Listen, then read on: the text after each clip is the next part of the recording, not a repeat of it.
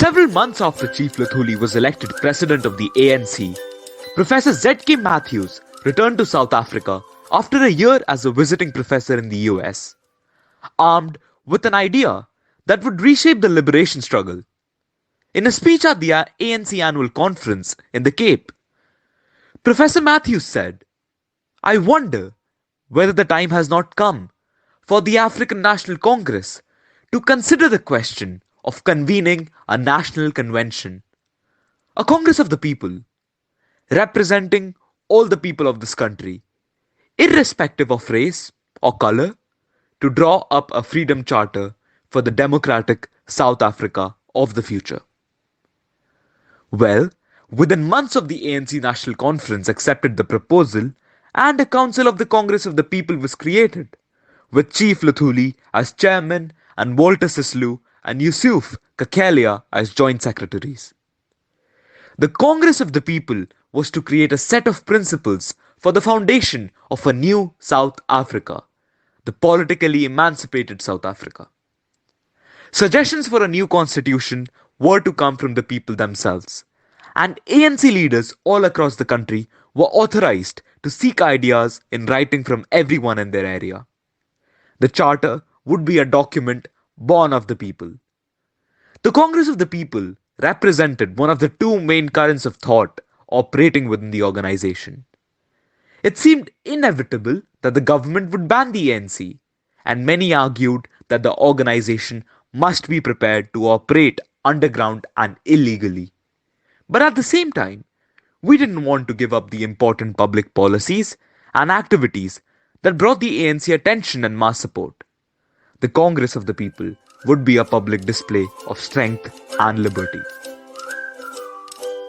And yes, the first video of the week of the book journeys starts with this.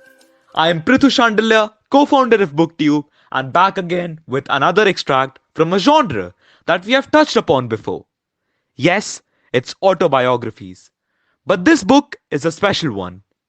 It has in some ways defined world polity and the meaning of modern day democracy and political emancipation. It has taught us the umbrella term and how to incorporate everyone in a solution for the future. It was not easy. It is never easy. It was a long walk to emancipation. It was a long walk to freedom.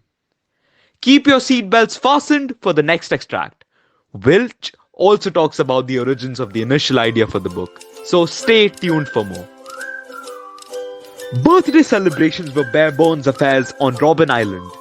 In lieu of cake and gifts, we would pool our food and present an extra slice of bread or a cup of coffee to the birthday honoree. Fickley Baum and I were born on the same date, July 18th. And I would save a few sweets that I had purchased at Christmas for the two of us to share on a mutual anniversary.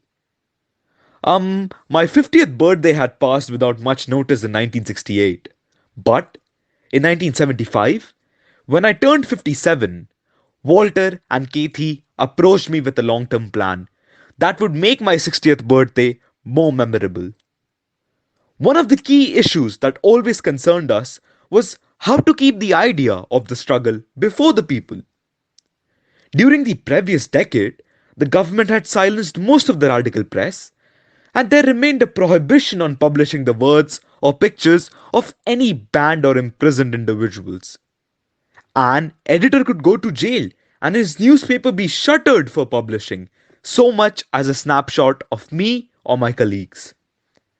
One day, Kathy, Walter, and myself were talking in the courtyard when they suggested that I ought to write my memoirs. Kathy noted that the perfect time for such a book to be published would be on my 60th birthday. Walter said that such a story, if told truly and fairly, would serve to remind me of what we had fought and were still fighting for. He added that it could become a source of inspiration for young freedom fighters. This idea appealed to me, and during a subsequent discussion, I agreed to go ahead. And that is it for today, guys. The book, as you must have guessed by now, is none other than A Long Walk to Freedom. A Long Walk to Freedom is an autobiography credited to South African President Nelson Mandela. It was first published in 1994 by Little Brown and Co. This book profiles his early life, coming of age, education, and 27 years that was spent in the most dreaded prison of the world, Robben Island. Now available in a startling 84 languages and almost published by every major publishing house, with a price range of 399 to 599 rupees. Check out our website www.booktube.in for more info. This book is one of its kind. Impressively written, consists of stories and anecdotes which teach us everything about the personality we admire, Nelson Mandela. You can see democracy sprouting out of different ideas and perspectives, and how after numerous hardships, including the racial apartheid, the colourful nation of South Africa emerged. A very good read and definitely recommended.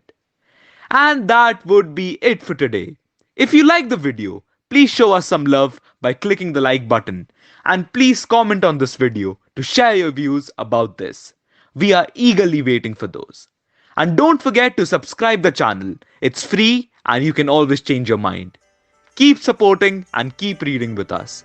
This is Prithu Shandilya, co-founder of BookTube, signing off. Cheers and namaste.